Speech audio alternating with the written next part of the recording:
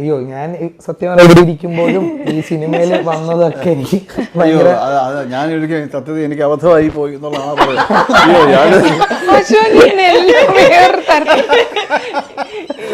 ആദ്യമായിട്ട് എന്നെ കണ്ടപ്പോ ഉള്ള ഒരു എക്സ്പ്രഷൻ അല്ല ഞാൻ പറഞ്ഞായിരുന്നു കുറച്ചു മുന്നേ ഒരു ഇതിൽ പറഞ്ഞായിരുന്നു ഈ ന്യായം വ്യക്തമാക്കുക എന്ന് പറഞ്ഞാൽ അതില്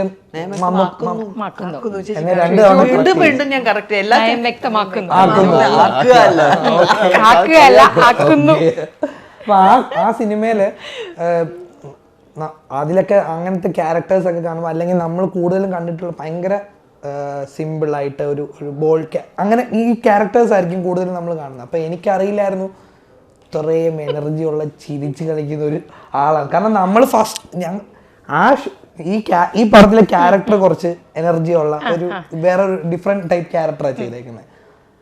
കട്ട് പറഞ്ഞു കഴിഞ്ഞാലും ആ ക്യാരക്ടർ തന്നെയാണ് നിൽക്കുന്നത്. അപ്പൊ ഞങ്ങള് മറ്റേ മൊത്തത്തില് ഇങ്ങനായിരുന്നു. നമ്മള് ശാന്തി കൃഷ്ണ ശാന്തം. ചേച്ചി പണ്ടൊക്കെ എനിക്ക് ഒന്നുകൂടെ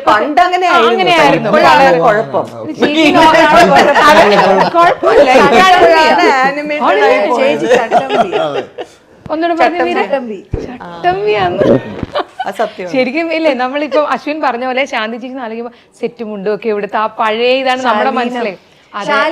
ശാലിനൊക്കെ വേണ്ടി സുന്ദരിയാണ്. അതായത് എനിക്കിപ്പോ ഇവിടെ വന്നപ്പോഴേ മനസ്സിലായി ഈ ഗ്യാങ്ങിലെ ഏറ്റവും മീര പറഞ്ഞ പോലെ ചട്ടമ്പിയാണ് ശാന്തി ചേച്ചി.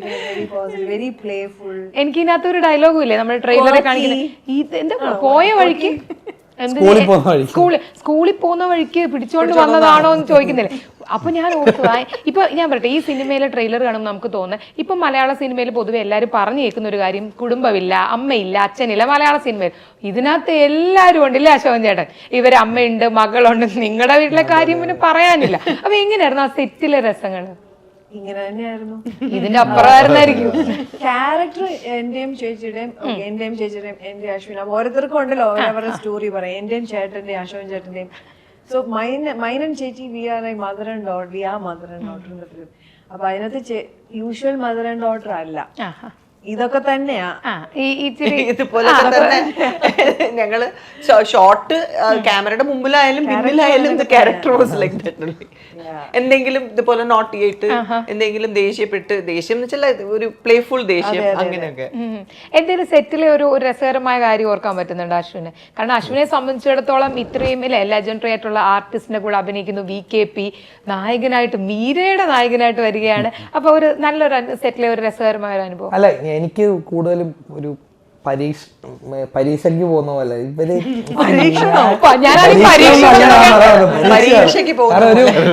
കാരണം ഡെയിലി വരുമ്പോ നമ്മുടെ സാറെന്ന് പറഞ്ഞ VKP സാറാണല്ലോ. അപ്പൊ സാറ് ഇവരൊക്കെ സാറിന്റെ ഫേവറേറ്റ് സ്റ്റുഡന്റും സാറ് ഇവരിൽ ഇതിന്നൊക്കെ കണ്ടുപിടിക്കാൻ പറയുന്നത്. അപ്പൊ എന്താ വെച്ചാൽ ഇവരോടൊക്കെ സാറ് പറയുന്നതാണെങ്കിലും ഇപ്പൊ പെർഫോമൻസ് എടുക്കുന്നതാണെങ്കിലും ഒക്കെ സാറ് പറയുന്നൊരു സ്റ്റൈലുണ്ട്. ഞാനൊക്കെ അവിടെ പോകുമ്പോ എല്ലാം തെറ്റിച്ച എന്നെ ബൈക്കേലിട്ട് കളി.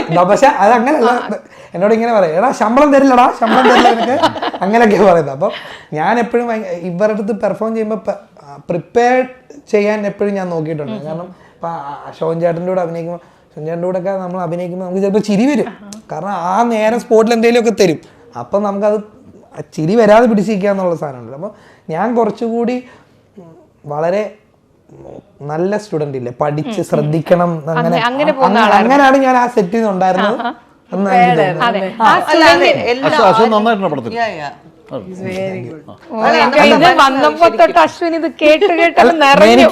എനിക്ക് ഞാൻ എന്നാലും നിർത്താൻ പറയാം, എനിക്ക് ഭയങ്കര ഇഷ്ടം. എല്ലാവരെക്കാളും കുറച്ചുകൂടെ പൊങ്ങിയില്ലേ?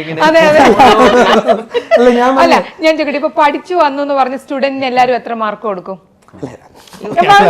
ചോദിക്കും ഞാൻ പറഞ്ഞു പടം കണ്ടിട്ട് പറയൂ നിങ്ങൾ. അല്ല, അശോകൻ ചേട്ടൻ പറഞ്ഞു കഴിഞ്ഞു, മീര പറയും, മീരയുടെ നമ്മൾക്കൊക്കെ കൊടുക്കാം അല്ലേ ചേച്ചി?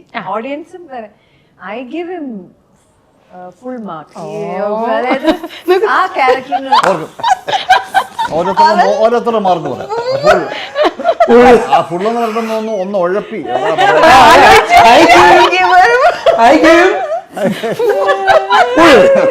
കണ്ട, ഇപ്പൊ തന്നെ മനസ്സിലായില്ലേ, കണ്ടു പഠിച്ചു ആ ഒരു അതേപോലെ ഇമിറ്റേറ്റ് ചെയ്തു. ഞാൻ 100-ല് എങ്ങനെ ഒരു 10 മാർക്ക് ഞാൻ കൊടുക്കും? 10 മാർക്ക് 10 മാർക്ക് അശ്വിൻ ഇത്രയും നോക്കി പറഞ്ഞിട്ടാണ് ആലോചിച്ചോണം. അതെ വളരെ 10 മാർക്കുകൾ ഞാൻ തരാം. ഓക്കെ, അപ്പൊ എനിക്ക് ഇനിയും പണിയെടുക്കും. 90 മാർക്ക് ഉറപ്പായിട്ട്. ഓക്കെ, ഞാൻ വേണമെങ്കിൽ ഒരു 90.5 കൊടുക്കാം. നീര ഫുള്ളും കൊടുത്തു. മറ്റേ എങ്ങനെ ഫുൾ മാർക്ക് ആയിട്ടില്ല, ഇനിയും പഠിക്കണം. ഫുൾ മാർക്ക് കൊടുക്കരുത്. അപ്പൊ നായിക ഫുൾ മാർക്ക് തന്നു കഴിഞ്ഞു. ആരും കൊടുക്കാൻ പാടില്ല. നല്ല ടീച്ചേഴ്സ് ആണെങ്കിൽ ഫുൾ മാർക്ക് കൊടുക്കും. സത്യം അല്ലേ?